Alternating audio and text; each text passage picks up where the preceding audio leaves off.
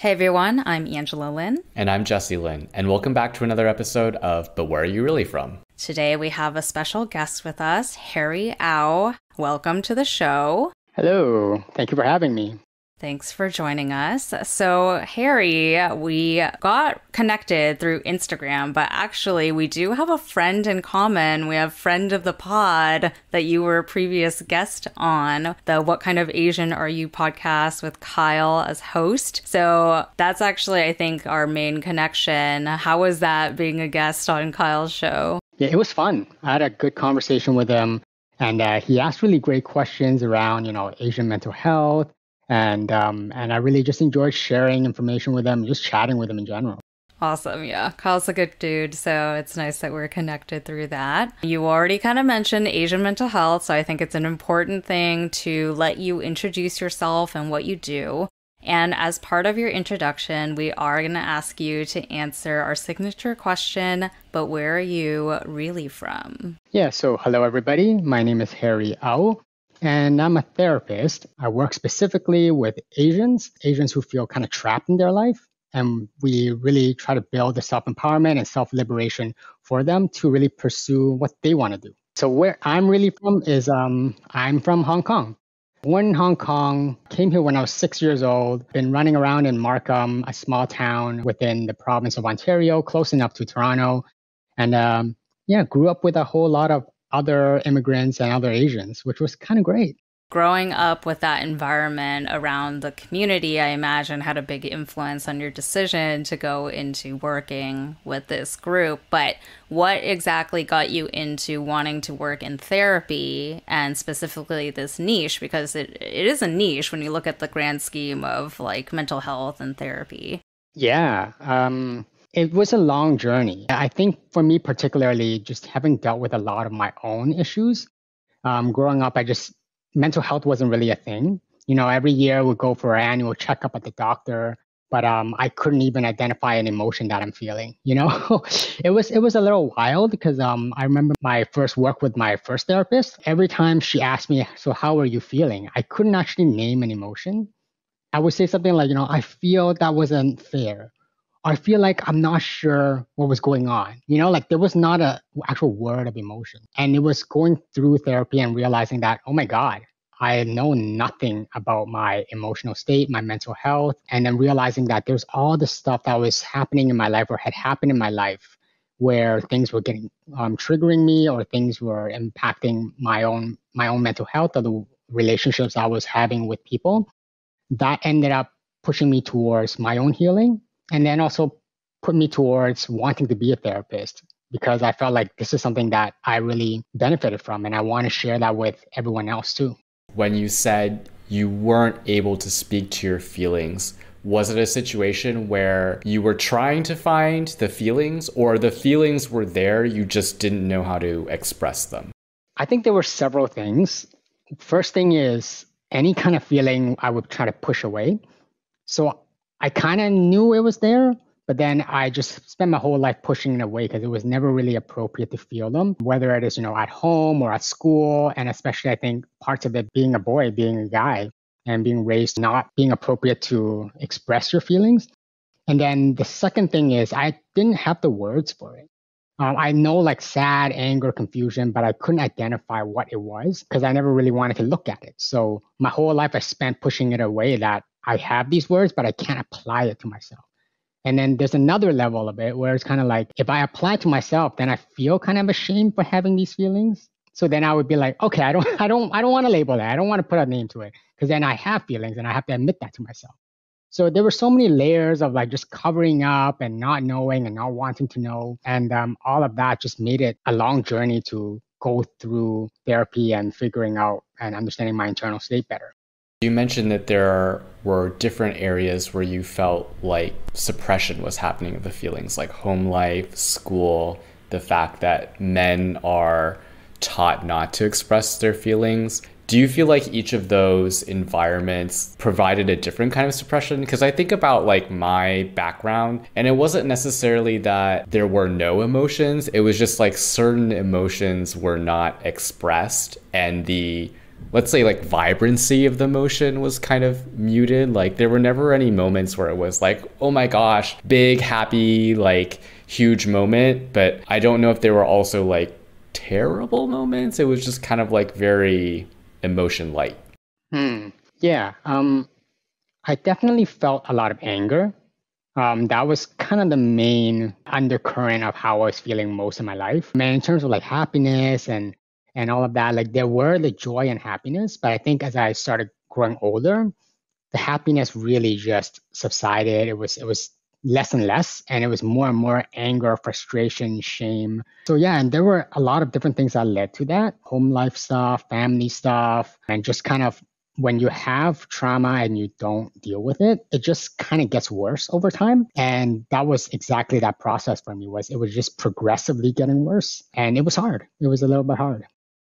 That definitely resonates with me. I don't think I had a muted home life like Jesse may have had. I guess on a daily basis, if like nothing big happened, sure, it's like muted, quote unquote muted. But I agree with you, Harry, that like if there was a prevalent emotion, it was often anger or frustration in the family, and it was very visibly expressed largely through yelling, and it just became kind of like a yelling match between people. And I really feel for the way that you described of like not really knowing how to name your emotions or feeling shame of acknowledging them, because I mean, I definitely was raised not to give weight to emotion, even if anger was very prevalent, like commonly in the family if there were fights and whatnot. But we never learned any vocabulary around examining and naming and giving any validity to emotions or feelings. It was just like, oh, something happened, you made me angry, you did something wrong, so now we're angry. And then like fight happens, blow up, but then we don't talk about it, and we just like pretend that it didn't happen and we move on. But like all that hurt is still underneath, and it does just like build over time. So I can really feel for where you express that it's like built and built and built over time, because that trauma didn't get addressed anywhere. So you're just kind of like layering it on. And I definitely also felt like a lot of release when I first started going into therapy, because you were allowed to finally examine that and figure out like, oh, I mean, yes, I am messed up, but like it's not for no reason. Like there are many reasons why I am the way I am. And it's like logical that somebody who's gone through like XYZ could end up the way that you are now. So yeah, a lot of your journey definitely resonates with me. Yeah, and like what you're saying, I feel the same too, that you don't blame yourself as much. You realize that, oh, okay, so there's other factors, and it's not just there's something wrong with me, but that I experienced something that is, kind of messed up. And as a result, I try to protect myself in these kind of ways. And now things are kind of hard because of that. Yeah, like I really like that it's not, you don't blame yourself as much, and you realize that, hey, there's a lot that went on in your life, and let's explore that. And those factors you're talking about in your work with the Asian community, what have you found to be like the most common things that people are coming to you trying to overcome? Yeah, it's hard to say. I can just share my experience in my practice, but because I work with a specific group of Asians who are 1.5 generation and second generation immigrants here, it could be different for different people. And also, of course, there's a lot of Asians who don't come see me, and the ones that are all healthy and have learned, how to express their emotions and label their emotions, those are the ones that probably won't be seeing a therapist. But the ones that do come see me, generally, a lot of them struggle with feeling a lot of guilt and shame for going after what they want, but then also feeling a lot of anger and resentment for not being able to go after what they want. They're immigrants here, the parents are immigrants here, and there's this immigrant dream that they're supposed to uphold for their parents, along with, a whole lot of other kind of family responsibilities and obligations that we're taught in our culture. And when your parents are constantly telling you, hey, you got to be a doctor, a lawyer, an engineer, and your whole life you're kind of groomed to do that. When you deviate from that, there's a lot of sense of guilt. Like your needs are not as important. You got to go what the family needs. There's really that conflict that a lot of my clients experience. And a lot of my work is really to help them figure out, like, how do you have a compromise with your parents? Some of them are already a doctor or a lawyer or in a career where they're unhappy. And sometimes some of them actually decide to leave their profession. And then some people who are in a profession that is not what their parents wanted, and their parents let them know every day that's not what they wanted. So it can be challenging. It can be challenging. And a lot of our work is really to help them, first of all, deal with that inner critic, that voice that shames them for having their own needs, and then building the ability to communicate with their parents. And it's not easy because, when you start communicating with your parents, which is something a lot of us don't have, that relationship with our parents, your parents aren't exactly happy about it. They're like, oh, you're changing our dynamic and I don't really like it. So what I usually tell them is, hey, they're not going to like it at first, but if we focus on having the intentionality that we're building a better relationship with them, then over time, a lot of times what I see with my clients and their parents and their family is that their parents start to get used to the new kind of dynamic. And then they also start realizing that, oh, my kids are adults now, which sometimes they don't know. So that shift does change over time, but it's not easy. It's pretty scary to have that first conversation with your parents. 100%. Because I think the first time I had like some breakthroughs about myself, I just wanted to like talk through it with them, where a lot of it was me kind of examining where I am now in life. Like, you guys had a role in it based on the way that I was raised. I don't blame you for it because it's kind of, there's a lot of factors for the way that they chose how to parent. But even just like expressing it, one, they were definitely not used to any sort of that kind of dialogue to begin with. But number two, I think, like you mentioned before, shame is like such an undercurrent of the way that Asian culture runs, that the immediate first thing that their minds went to was like, oh, you're blaming me for failing as a parent or something. You're blaming me for how messed up XYZ was. And I was like, no, I'm not blaming you. Yes, the consequence was like what it was, but I'm telling you now, even like calmly about it, because I feel at peace with it myself now. But I think it's important for us to talk about so that you understand that you did hurt me back then, and that I don't want to continue that dynamic in the future, those kinds of things. But I found it interesting that the first thing that came to mind for them was like, oh, blame. There's like blame here, and I'm like, that's what I'm latching on to. Yeah, and I'm actually curious for you, Angela. How were you able to be so calm to tell them? Because that to me blows my mind. Well, so I think my therapy route is maybe different than the way that you run your practice. Not sure how much you've heard our show, but I do talk therapy. And I have done it for many years now with the same woman. But I also have done psychedelic therapy. So I had a lot of insights. And when you use psychedelics for therapy, you feel things so deeply that you just know them to be true. So for example, like whatever blame I would normally attribute to my parents in that state, I just knew it came from a place of good intent, but because of the way that they were raised and whatnot, it came out wrong. So I knew that like they didn't mean to hurt me. So I already had that kind of in the back of my mind when I was going in to have these conversations. And I already kind of made peace with it myself prior. I mean, it's certainly still not easy to deal with like a response that's negative, and that's a whole other thing, right? That's like meditation, XYZ. You're trying to calm your own emotions in a moment. But in terms of like approaching the conversation, I think it helped that I already had that kind of like inner knowing of like, they tried their best. There's also like nothing more to be had here for you to explicitly blame them or like evoke some like prodding them in that way. It's not going to be healthy or helpful in any way. So I didn't go in with that kind of intent anyway. Damn, Angela, you're so mature. I say that because I still feel that trigger. And a lot of my clients also feel the trigger when they go talk with their family and with their parents. And for me, I always feel like this is lifelong recovery. A lot of times the experiences that we have is lifelong recovery. Some days we're better, some days we're not as good. And just giving ourselves some grace and like a little bit of leeway is always helpful. But I really love what you're saying, that you kind of go in prepped. Like you're like, okay, so let me go meditate. Let me get my head straight, my mindset straight, and let me go in and have this conversation. I love that. I really like it. Look, I still get triggered. Like Jesse, I just complained to him the other day about some little housework thing that like blew up in my face and whatever. But if you have some big thing to talk to them about, you can prepare ahead of time, right? You can't really prepare for like if your mom's suddenly going to say something annoying that triggers some like teenage self of yours. That's always going to happen. So no, I'm not perfect in that way either yet.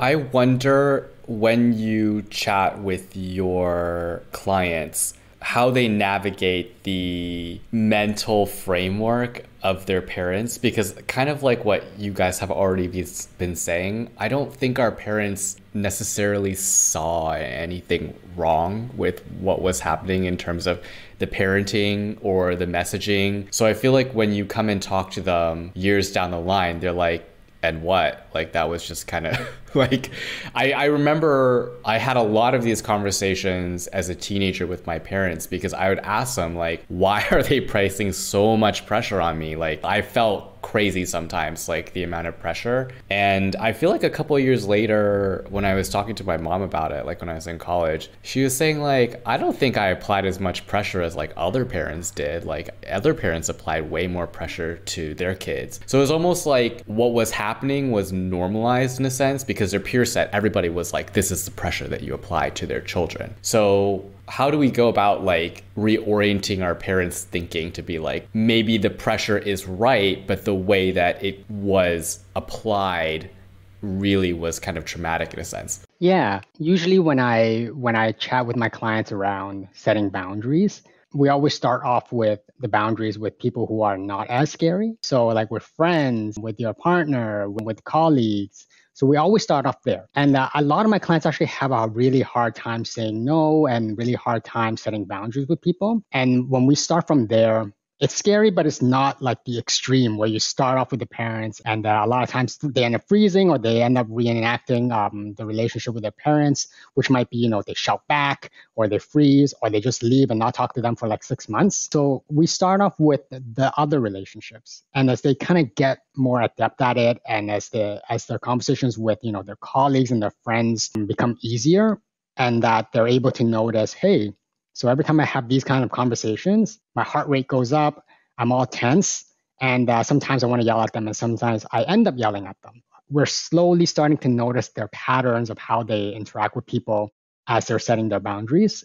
And then they get better and better at it, and then we kind of move on to their parents, where we're starting to build their skills around, okay, so what can you anticipate?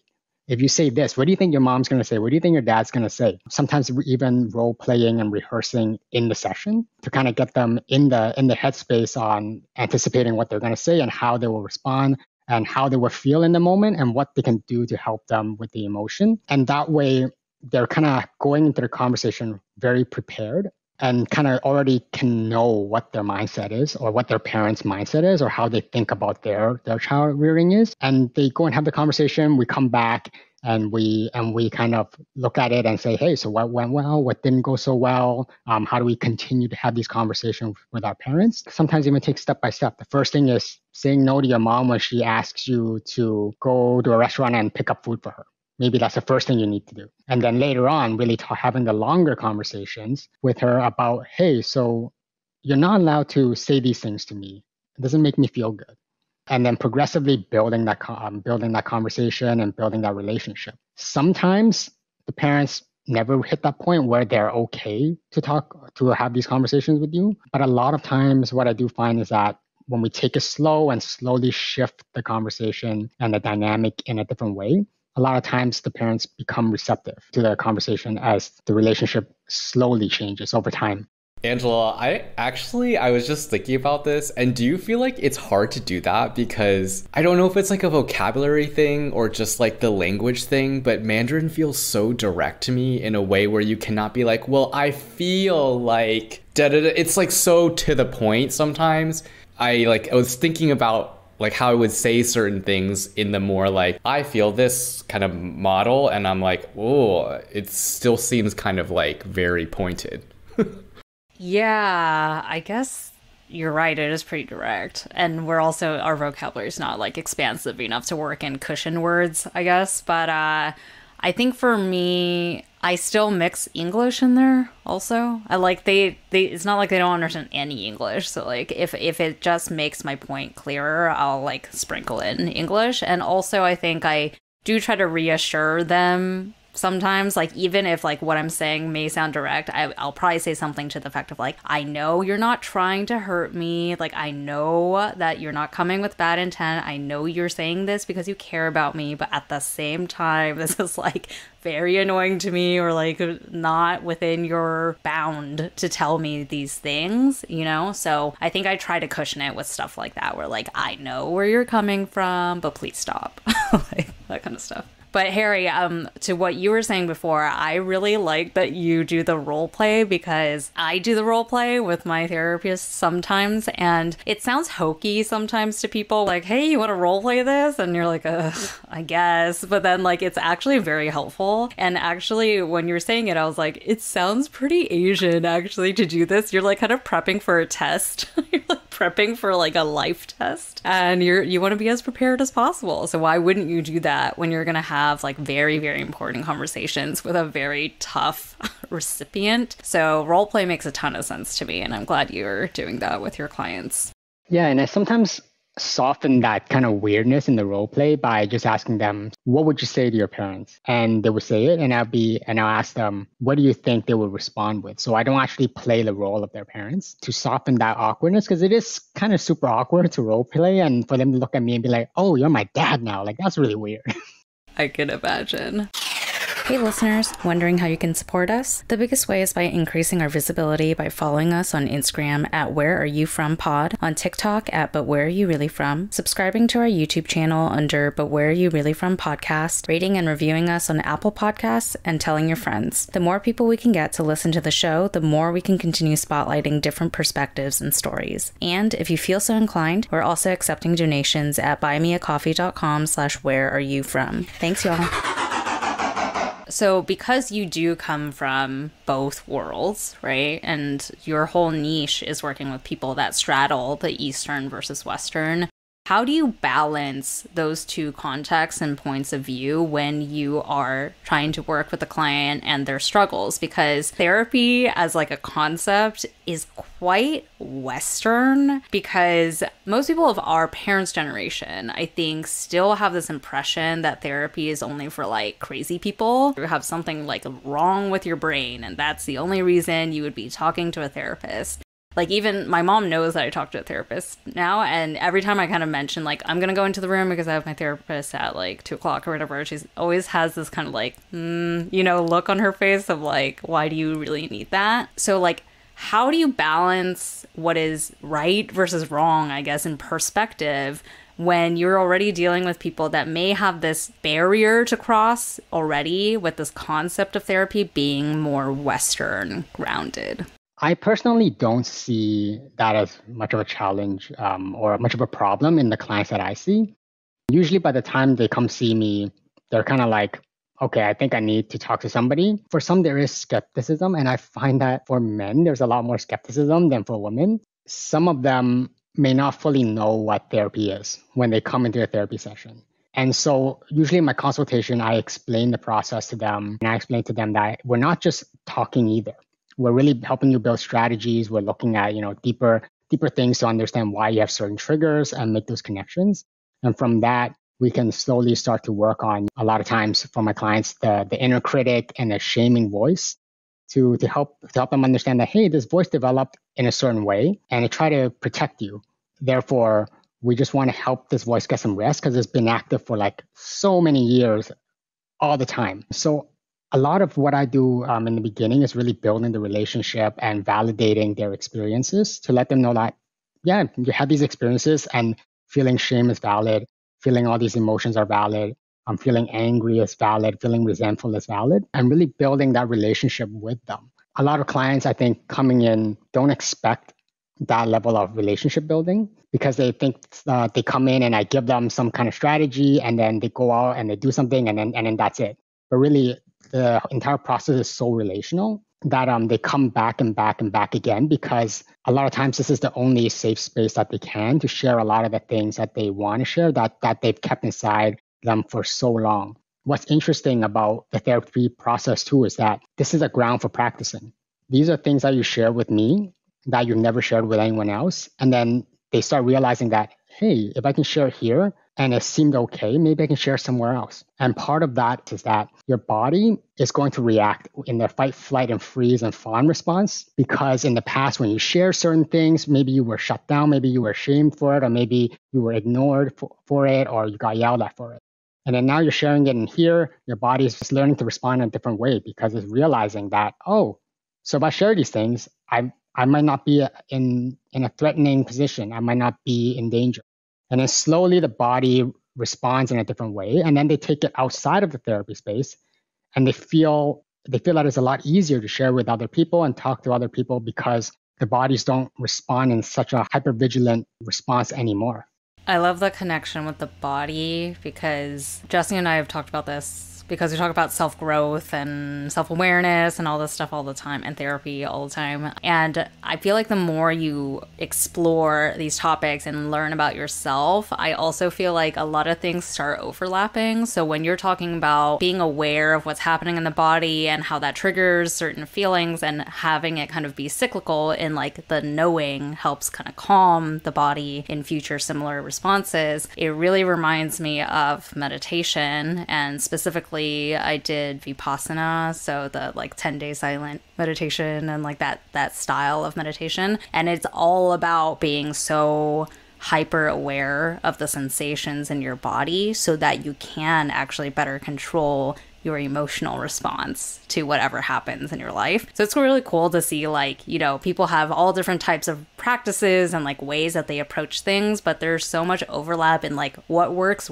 So like noticing what's happening in your body and how that affects your emotions is a common thing regardless of like where you learned it. And the funny thing is, I have some clients who don't want to do breath work, don't want to do breathing, don't want to check in with the body. And they're kind of like, this sounds weird. I don't want to do it. So then I ask them, can we do like 3 breaths together, 5 breaths together maybe? And then we do it. And then afterwards, they're like, oh my God, I feel so much better. And because there's such an immediate result to it, they actually start applying it in their lives and they become way more on board because of that. It's hilarious because, there's just such an immediacy once they try it.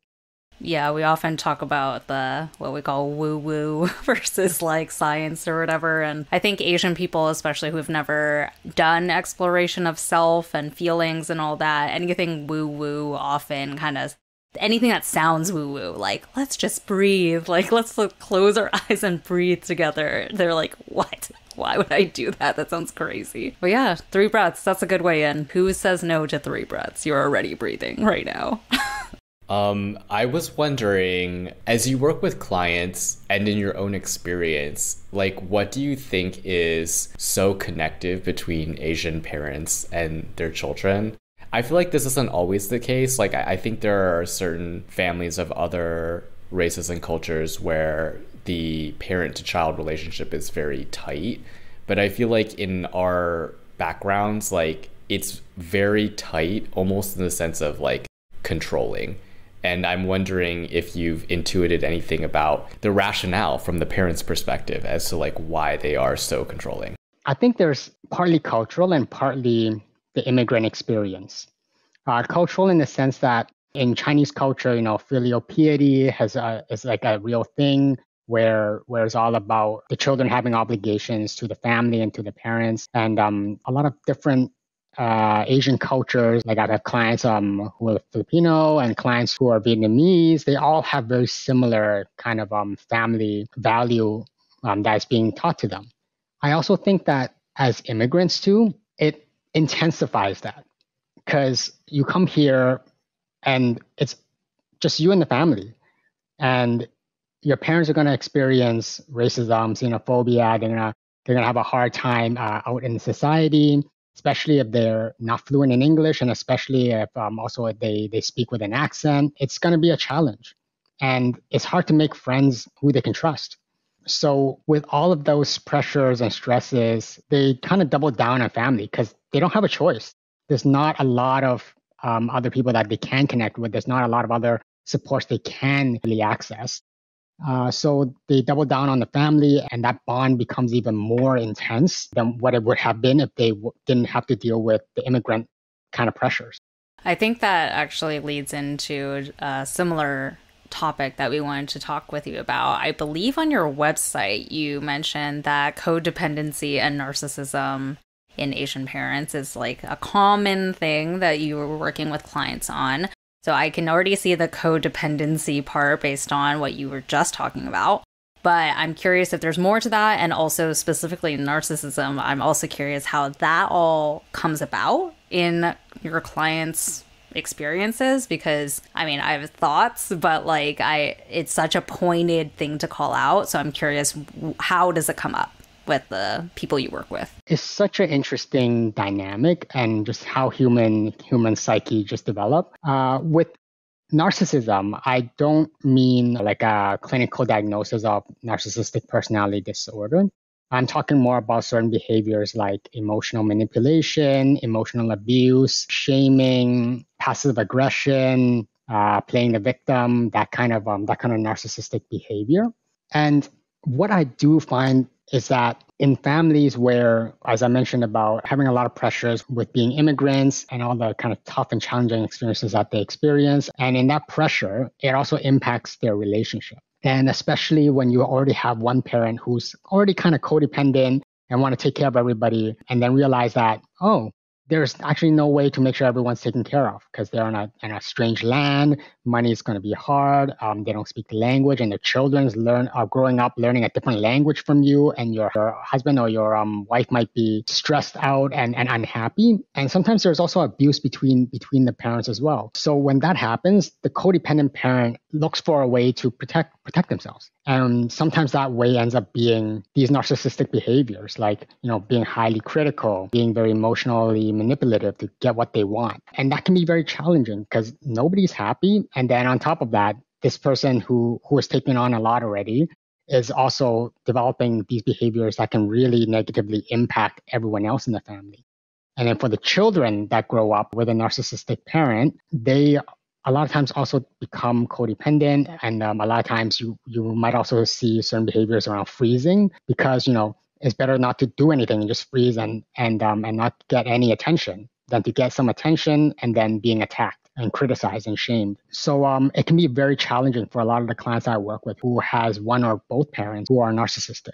That makes a lot of sense, and I can see parallels, but I won't name names of my parents. I'm curious what your advice is to clients who are dealing with parents like that, because one thing that I've struggled with as I have been working with my therapist for a while, have been working on my own self-growth, is like the understanding that you only control yourself. You can't control other people. And also, our parents are old. And they may not change, right? They're kind of set in their ways. They've grown up a certain way. They've gotten away with acting a certain way for a very long time.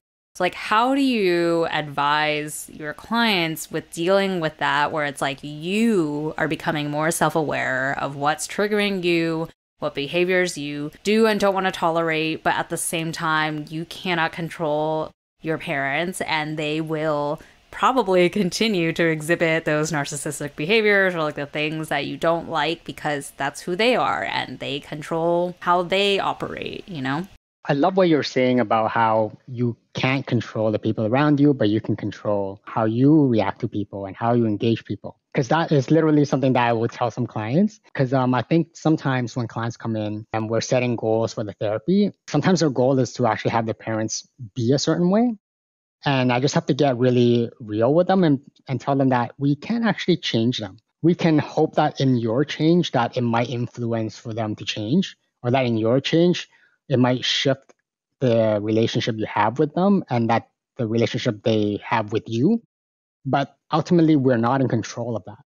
And I also tell them that, I wish we were in control of that because it would make everything so much easier, but we are not in control of that. We work on understanding their relationship with their parents. And here's where I really draw on my client as the expert in their life. Because sometimes I may suggest something and they're like, oh, my parent will not be okay with me saying that.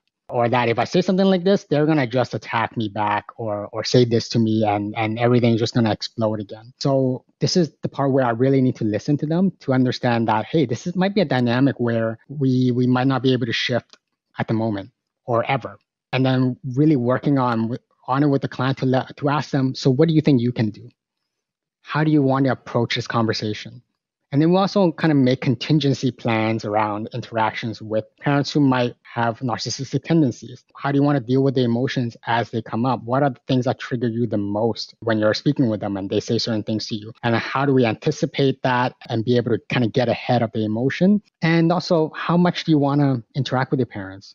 How much in a week, in a month, in a year? How long do you want each interaction to be? How do we plan out what conversations to have versus what conversations not to have and how to change the conversation? Because if you don't want to talk about your career as a non-doctor, then we should not have that conversation. And when that comes up, change the conversation. So it's making all these plans with the client in a collaborative way so that I'm drawing on what they know in their family and how their dynamic is to best prepare them for how they want to have their relationship with their parents. Not to get too personal from your side, but I'm curious, since you have been working in this for so long and you have dealt with so many people with so many experiences that may parallel some of the things that you've gone through yourself. I'm curious, since you started both doing therapy and being a practicing therapist, what is the biggest positive change you have seen in terms of your dynamic with your parents? Yeah, it's been, let me think about this for a second. Not getting involved in their relationship. And really voicing that and saying like, I don't want to be part of this. I don't want to be put in the middle. I don't want to be your emotional guide or or the person that you offload everything to and vent to. And just being very, very clear with that and being very adamant about that boundary once it comes up. And it's scary because I've always been that person in my family. And it's really setting that boundary with them that allowed me to kind of be like, okay, so when I receive an email or a voicemail, I don't actually have to listen to it. Because even just reading and listening to it is like, oh, everything's coming back from, when I was like, 17, 18, and like things were the worst. So learning what was really effective for me to do. That is huge. Congratulations on setting that boundary. I've definitely played that role before as well throughout my life, so I can definitely feel the weight lifting off your shoulders when you set that boundary for yourself. And it's funny, when you said that, there are two things that came to mind. One was, I was like, but how do you get away with that? Because you were literally a therapist. Because, the response that many people would say, like, I'm not your therapist, like I don't want to play that role. But for you, you're like literally a therapist. Do they ever play that card on you? Where they're like, but you are a therapist. You can just be our therapist. They have said that to me before and to my sister, because my sister is a naturopath. And sometimes I don't know how to respond to that. Like, especially, when I wasn't expecting them to say that and be like, bam, hit you in the face with that question, right? But if that comes up again, I think I would just be reiterating that there are other therapists and kudos to them. They're seeing their own therapist to work on their mental health. So I just remind them that, hey, you got a therapist, and this is the kind of things that you should bring up with your therapist and not to me, because I'm your son. I'm not your therapist, and I would like to remain your son and not be your therapist. Well, listeners, thank you so much for joining us this episode, and special thank you to Harry for joining us as well. We would love to end the episode with your biggest advice to Asian Americans, Canadians around the world, the diaspora that are still dealing with trauma and issues from their upbringing. How should they best move forward? Whether you want to seek out therapy or not, I think is really looking at, hey, what's not working in my life? Taking a look and examining that. For some people, they want to see a therapist. And if you want to see a therapist, I would say, go for it. Do a few consultations with different people just to see who feels the best fit for you. And it's okay if you feel like, I saw this person a couple of times and it doesn't feel quite right. It's okay to change. Go with your gut feeling. For those who perhaps feeling like, therapy might not be a path for me right now or ever, I would say understanding your internal state would be really helpful. So I always recommend people to journal. Just set a time, sit down and write your thoughts down, write your emotions down. And if you have a hard time labeling your emotions, you can just look for a list of emotions. Look for a list of emotions and figure out like which one's which. And at first, it's going to be really weird. It's going to be really hard. But then you'll get so much better at it as you do it more and more. And also, just writing all your stuff out is so cathartic sometimes. And there's a lot of different kinds of journal prompts. Look on Google or look on ChatGPT just to like have very catered prompts for you, and try journaling out, because knowing your internal state would be really helpful to understand like, why am I reacting in this way?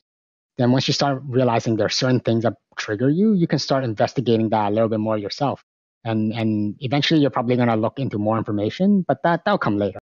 I love how practical your advice was. Can we just say, like, this must also be because you work with Asian people all the time? You give the, like, hard facts instead of, like, some loosey-goosey answer. That's hilarious. Listeners who want to reach out to you, who may have questions for you, or may even want to work with you, how do they find you? How do they get in touch with you? Yeah, so you can check me out on my website at harryaotherapy.com. My last name is spelled A-U, so harryaotherapy.com. I also have a free gift for everybody. I have a free ebook called the Asian Survival Guide for our crazy world. So you can go in, subscribe to my newsletter and check out my resources. I have a weekly newsletter called 1 Minute Taking Care of Yourself. Just a 1 minute task where you just take care of yourself, really quick and easy, and just a good reminder to integrate just 1 minute of your time each week for your mental health. I love that. So many freebies for y'all. Get in on that. Awesome. Well, listeners, definitely look up Harry, and in general, be more in tune with yourself. Seek out help if you need it. We're all about mental health, so please take care of yourselves. And come back next week because we will have a fresh episode for you then. And until then, 再见, bitches.